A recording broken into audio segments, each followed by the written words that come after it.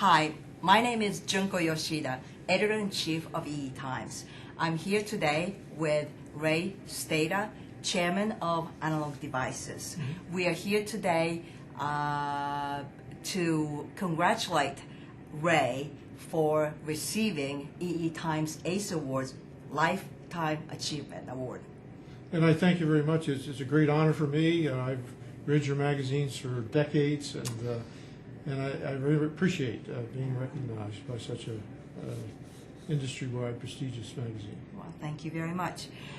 I have going through some of the background materials about yourself. I realize you actually are one of the few people who has taken the company, founded the company back in 1965, and you have led the company for so many years and had the consistent, sort of brought the consistency to the company itself, the growth of the company, but also to the industry. So I just want to sort of rewind the time a little bit and start from the very top. When you founded the company in 1965, is this? That's right. Yep. Yeah. What was your vision? You know, what made you think that you need to establish Analog Devices? Let's start from there. Yeah. Well, we saw an opportunity to exploit the benefits of scale and expertise in the manufacture of analog circuits. Right. And we learned about that because prior to analog, my partner and I had established another company, an instrument company, in which we designed and manufactured our own op-amps and other circuits. And we found at that time companies like Philbrick and Burr Brown, who were the earliest pioneers in this business, were offering for sale modules that you could buy and plug in. And after we analyzed it and thought about it, we said that makes a lot of sense. So we switched from make to buy, and came to the conclusion that a lot of other small, medium-sized companies would come to that same conclusion. So we basically decided to go in competition with our suppliers. Right. We knew them well and felt we could do a better job. Yeah. And that was the genesis of our beginning of the company.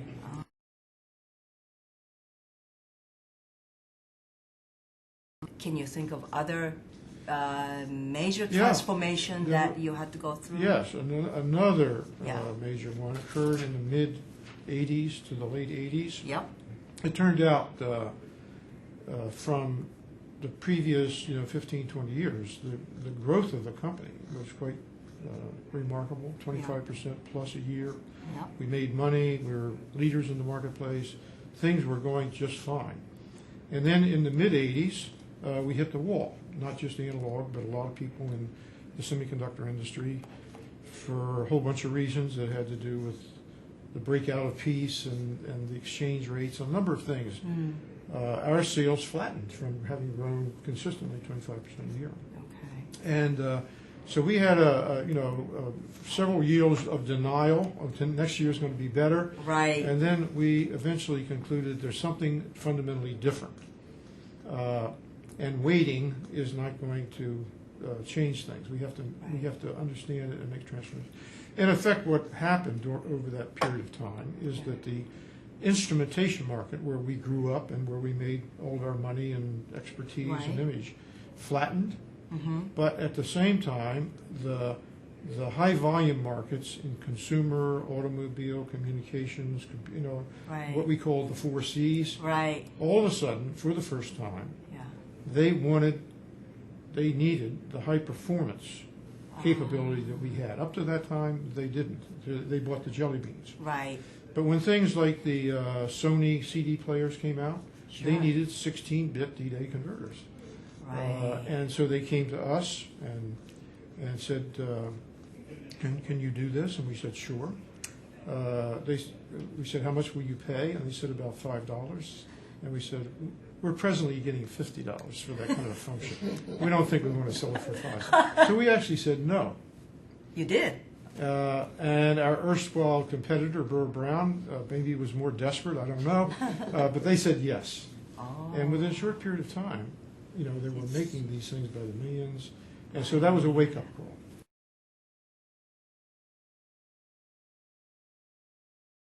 This is my last question. what's your passion outside your work? I'm basically a entrepreneur through and through, Yes. and I enjoyed that throughout my career at Analog Devices. I think that finding the new things and sponsoring new things and so forth was a key part of my contribution to the company. I'm not in the position to do that as directly now as I was, and so as a kind of a vicarious experience beyond that, I've taken to helping to get little companies started and providing the mentoring and the sponsorship to startups. Right. And matter of fact, there's 4 spin-outs of MIT that I'm involved with. Oh, really? Yeah. Okay. And getting this at early stages and trying to share some of the experiences I have and knowledge I have and some financing where it's required is the thing that gives me a lot of satisfaction. Some heartburn, to be sure. Yeah. A little aggravation on the part of my wife, who wants me to come home more often. But for me, it's still fun and exciting. Yeah. And at the same time, keeping my, hand in far enough into analog that I can kind of sense and understand the issues and problems there, Yeah. and to see if there's ways in which I can, in some manner, contribute Right.